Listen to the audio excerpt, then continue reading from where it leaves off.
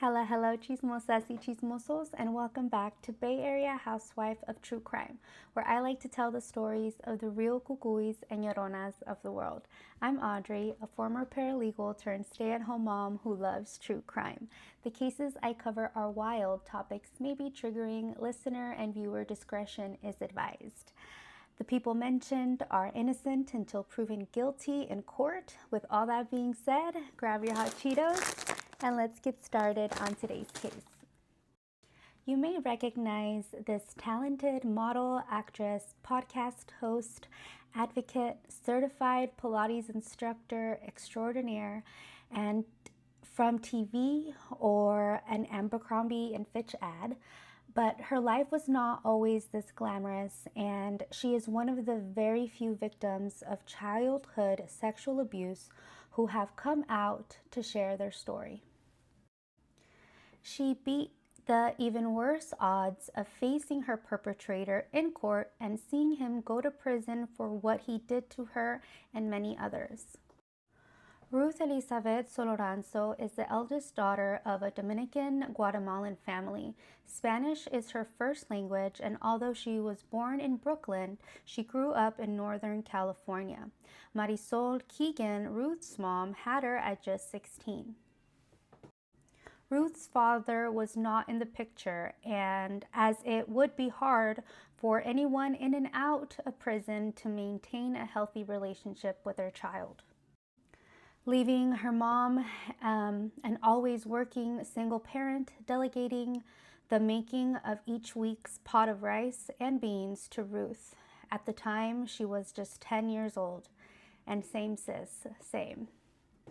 Marisol met Edwin Noe Cuxeva at work for a title insurance company in Sacramento, California. Edwin was a devout Seventh-day Adventist, specifically the Spanish SDA Church. I grew up in the Spanish Seventh-day Adventist Church in Hayward, and honey, let me tell you, I was called a harlot for wearing leggings out of church. And as I previously mentioned in my last video, the Spanish SDA Church, at least when I was there, women were not allowed to wear slacks. You had to wear a skirt or a dress. Clapping in the church where I went to was not a thing. You would show your praise by saying amen. They hit things off. Things moved quickly. Edwin and Marisol got married in 1999. The newlyweds were able to move into a home through their mutual employer in Citrus Heights. Marisol, her mom, and siblings relocated from Contra Costa County to Sacramento County. Per Master Edwin's request, Ruth was homeschooled from 8th grade through high school. Ruth, along with her siblings and mom, went from, and I quote, eating chicken, going to public school and a Baptist church on Sundays, to becoming vegan, being homeschooled, and doing church from home because it was too wicked out in the real world, unquote.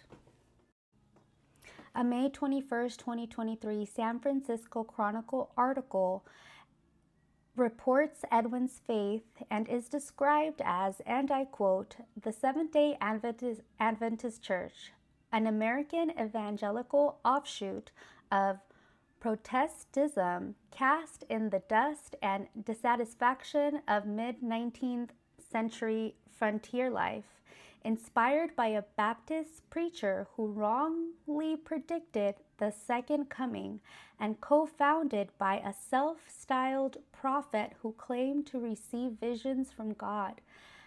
The faith hinged on an assurance that this hard, unhappy world would end and a sinless new earth would take its place, end quote. Marrying Edwin meant Marisol was forced to rid anything that could go against his faith. She was no longer allowed to wear makeup, nevertheless, do her hair.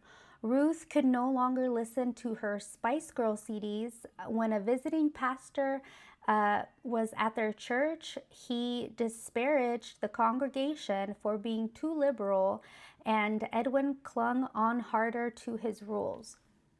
Marisol saw this as a small price to pay in comparison to her ex-husband, whose hands she would find around her neck.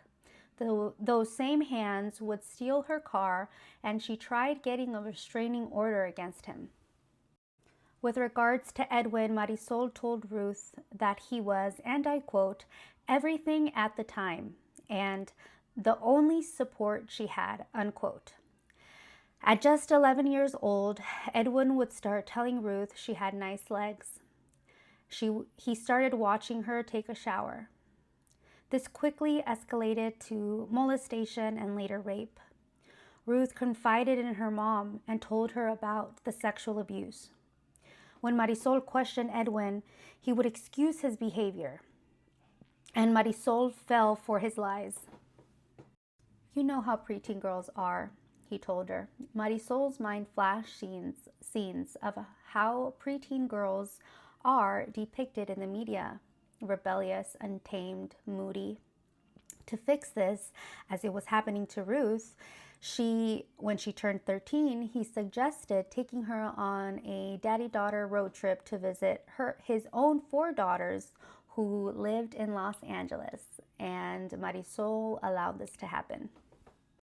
It was on their first trip in a seedy motel in a sketchy city in the middle of Los Angeles and Sacramento, where Ruth's stepdad taught her how to pee on a stick. The first time Edwin got his stepdaughter pregnant was when she was 13 years old. She would come to have 6 forced abortions in the span of 7 years.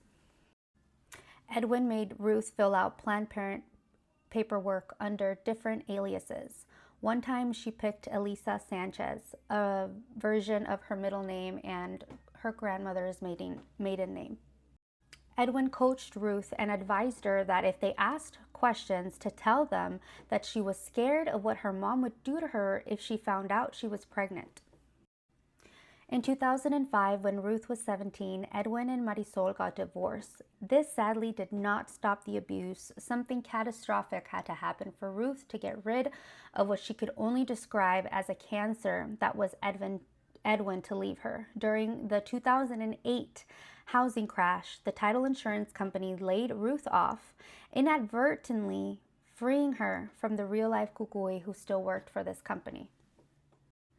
She was attending Edwin's SDA college that the San Francisco Chronicle described had doomsday discouragements that the world was about to end. The housing crash of 2008 that separated Ruth from Edwin was everything she needed to succeed. Ruth is one of the few people in the world who is able to take all of life's punches thrown at her and use it as fuel to better herself, in order to have a better life, a better situation where she never ever had to rely on a man. Ruth found comfort in the educational freedom she was able to have at American Community College.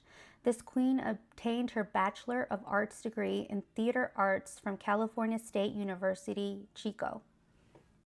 Something in the IKEA air made Marisol believe her daughter this time when she told her that she had been sexually abused.